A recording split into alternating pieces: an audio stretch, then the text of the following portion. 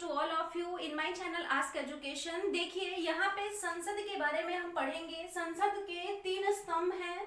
तो तीन स्तंभ, पहला क्या है? राज्यसभा, लोकसभा और राष्ट्रपति। तो लोकसभा के बारे में मैंने आपको बता दिया है। आज हम बातें करेंगे राज्यसभा के बारे में। तो देखिए संसद का आर्टिकल बताया गया है 79, राज्यसभा का आर्टिकल है 80 और लोकसभा का है 81 और राष्ट्रपति का है 53। देखिए हमें पढ़ना क्या है, हमें राज्यसभा पढ़ना है। तो राज्यसभा की यदि संरचना की बात की जाए तो ओवरऑल जो इसमें सीट्स होती हैं वो कितनी होती हैं? 250 होती हैं, जिसमें 238 राज्य प्लस केंद्र शासित प्रदेश से मिलकर यहाँ पर आती हैं और 12 ऐसी सीट्स होती हैं जो कि राष्ट्रपति द्वारा होती है और राष्ट्रपति द्वारा मनोनीत होती हैं। राष्ट्रपति इनको चुनते हैं, जो कि अपने अपने फील्ड में ये 12 लोग ऐसे होते हैं जो कि अपने अपने फील्ड में इनको स्पेशलाइजेशन होता है, विशेषज्ञ आते हैं यहाँ पे।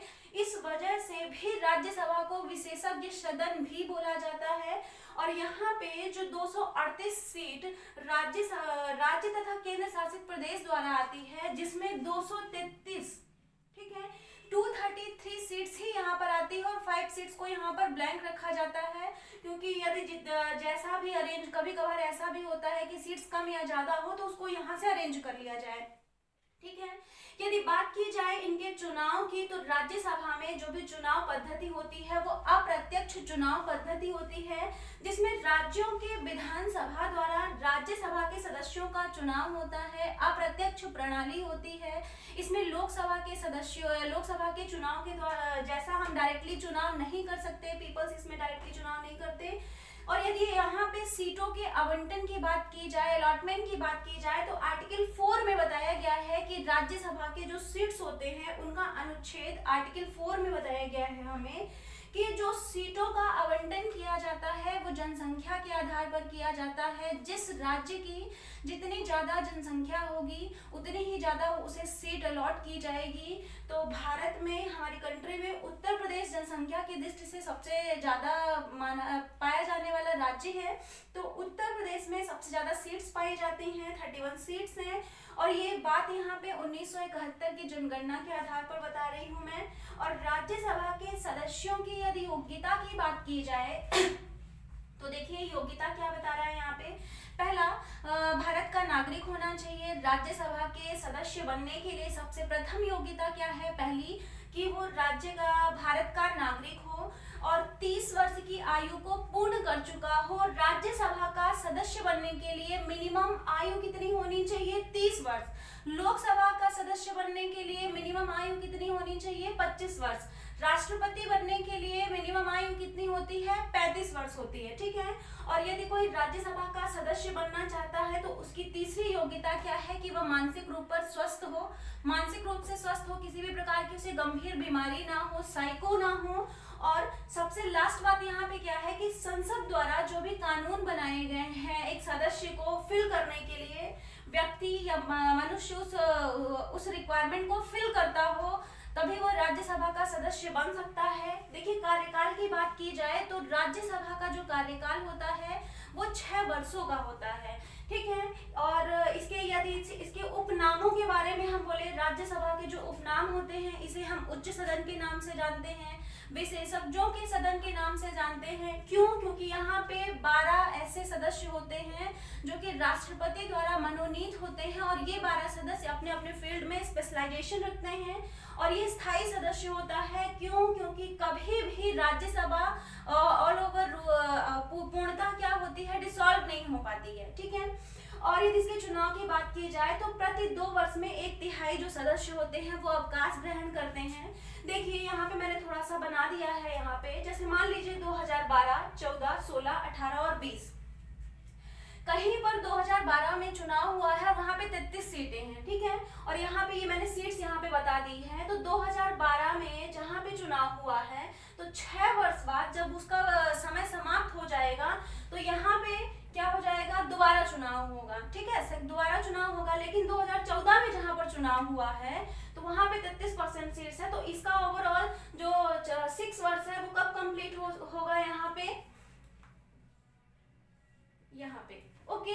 तो इस तरीके से जो राज्यसभा का चुनाव होता है वो प्रत्येक 2 वर्ष में यहाँ पे जो इसके सदस्य होते हैं एक तिहाई जो सदस्य होते हैं वो अवकाश ग्रहण करते हैं। और इसका जो चुनाव होता है, सदस्यों का चुनाव होता है, वो 6 वर्षों के लिए होता है, 6 वर्षों के बाद होता है। यदि सभापति की बात की जाए तो राज्यसभा में जो सभापति होता है वो भारत का उपराष्ट्रपति होता है। ठीक है, तो ये बात आप यहाँ पे जान लीजिए कि सभापति हमेशा उपराष्ट्रपति होता है और उपराष्ट्रपति की जो सैलरी होती है वो सभापति होने के बिहाफ में ही उसे मिलती है और भारत का उपराष्ट्रपति होने के बिहाफ में नहीं मिलती है। और जो राज्यसभा का उपसभापति होता है वो संसद का कोई भी मेंबर हो सकता है। उपराष्ट्रपति का कार्य क्या होता है? तो उपराष्ट्रपति का कार्य होता है बैठक आयोजन करना और संसद का संचालन करना। ये कार्य होता है एक सभापति का। यदि किसी कंडीशन में सभापति उपराष्ट्रपति मिसिंग है, वहां पे नहीं आए हुए हैं किसी भी कंडीशन की वजह से, तो उप सभापति इस कार्यभार को संभालते हैं। देखिए कुछ विशेष यहाँ पे राज्यसभा के बारे में बताई गई हैं बातें।